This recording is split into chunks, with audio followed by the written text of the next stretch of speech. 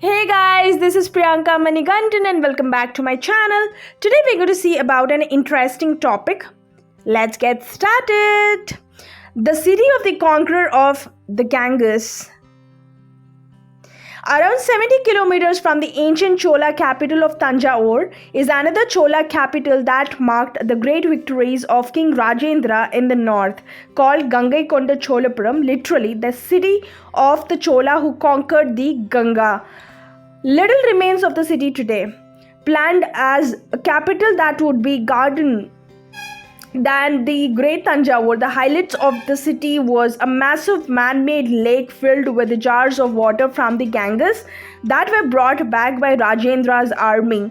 All that remains here now is a great Brihadishwar Shiva temple and echoes of a monarch desperate to etch his name in history.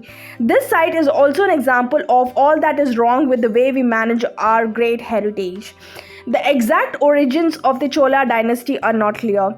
The founder of the imperial Chola dynasty is known to be Vijayalaya Chola, a feudatory of Pallava kings, who is said to have established his rule over Tanjore in 850 CE, thus laying the foundation of what would later be the mighty Chola Empire. The greatest ruler of Chola dynasty was Rajendra Chola I, who is said to have defeated the Chera of Kerala, the Chalukyas of Kalyani, as well as conquered the northern part of Sri Lanka.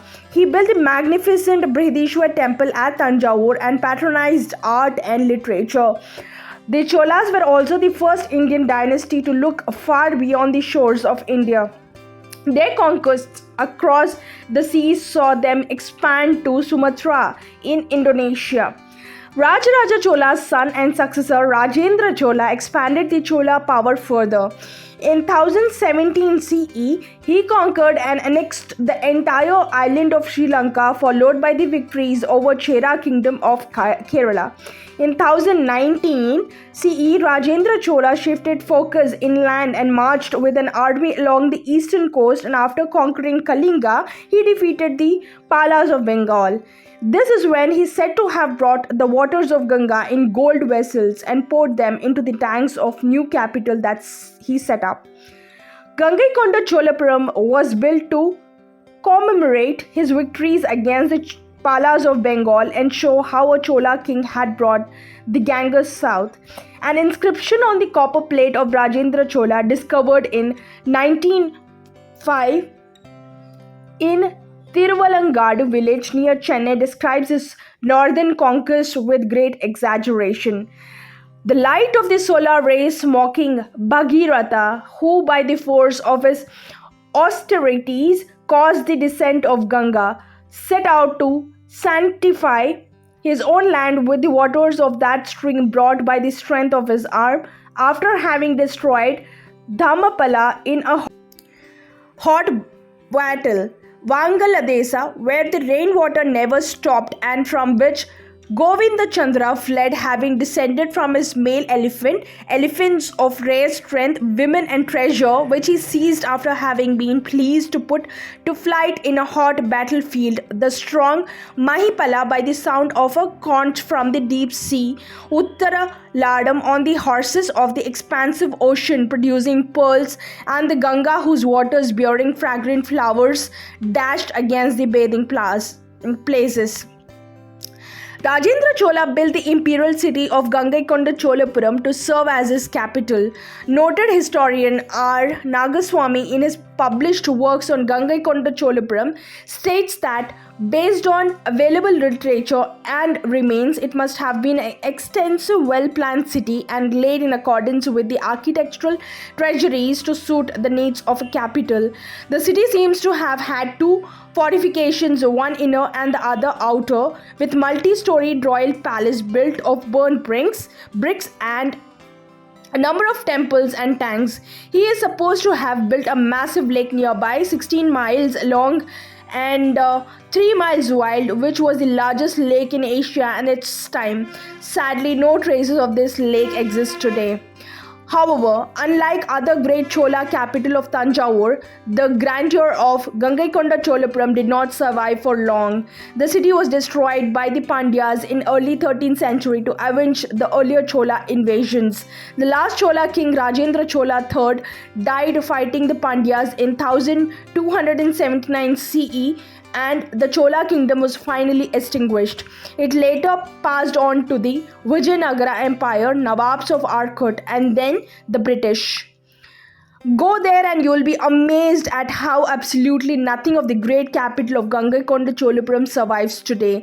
Ironically, what remained of the great city seems to have been broken down, brick by brick, by the locals. Shocking as it sounds, our Nagaswamy explains what happened here. He writes, the residents boast that within a radius of 5 miles, no brick clean is needed. For decades, local villagers have been digging out the Chola bricks from the remains and selling them by cartloads. In the 40s and 50s, one bullock cart of GangaikondaCholapuram bricks would be sold for 4 annas. The Bridishwar temple at Cholapuram is only one monument that survives, built by Rajendra Chola I to revival his father's great temple in Tanjavur.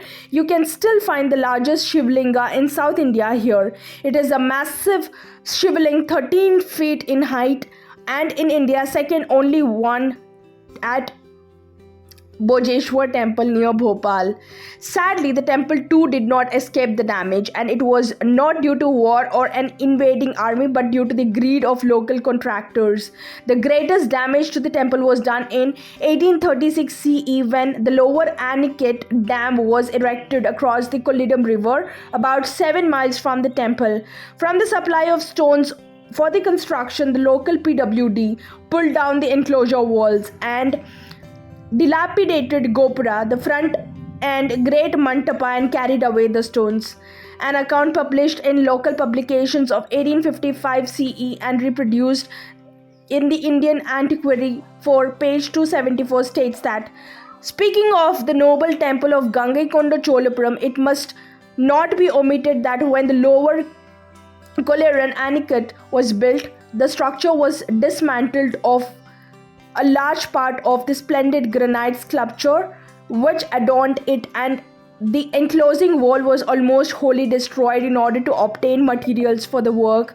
The poor people did their utmost to prevent this destruction and spoliation of a venerated edifice by the servants of government that could show no title to it. But of course, without success, they were only punished for contempt. A promise was made indeed that a wall of bricks should be built in place of stone wall that was pulled down, but unhappily it must be recorded that this promise has never been redeemed. Thankfully, the GangaikondaCholapuram temple is well protected as a heritage site.